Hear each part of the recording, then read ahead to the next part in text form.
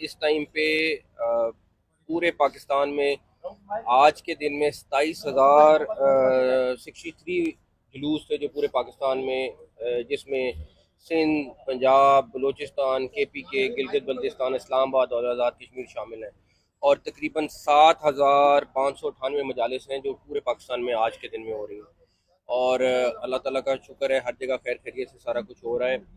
आज आपके शहर सखर में पाकिस्तान का ये सबसे बड़ा जुलूस है और सबसे कदीमी जुलूस भी है, जिसमें तकरीबन 10 लाख के करीब लोग हैं जो शिरकत कर रहे हैं।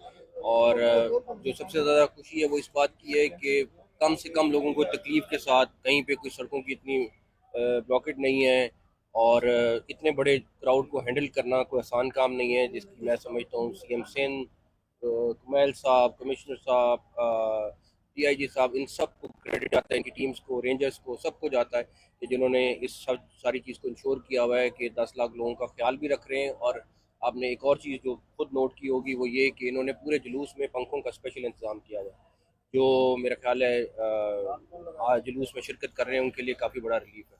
तो पाकिस्तान का जो सबसे बड़ा जुलूस है उसको हैंडल करना एक मेरा ख्याल है क्रेडिट का काम है जो पूरी टीम को जाता है।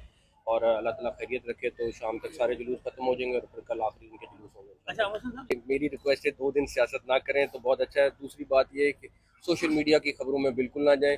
मेरे ख्याल में लोगों को तकलीफ है कि ये सारे इकट्ठे हैं, तो वो इसलिए पहली दफ़ा पॉलिटिशियंस, गवर्नमेंट और हमारी जो मिलिट्री इस्टेब्लिशमेंट है वो सारी इकट्ठी है, तो लोगों को तकलीफ होती है तो वो लोग इस तरह की बातें कर। मेरी रिक्वेस्ट है कि ये 2 दिन पॉलिटिकल बातों से परहेज किया जाए। सर आपने गुज़िश्ता दौरे में अच्छे के डाकू सरदर्द बने हुए, जब यहाँ ऑपरेशन होता है डाकू पंजाब चले जाते हैं, पंजाब में होता है सिंध आ जाते हैं, तो इनकी सड़कों की आप जल्द देखेंगे दिन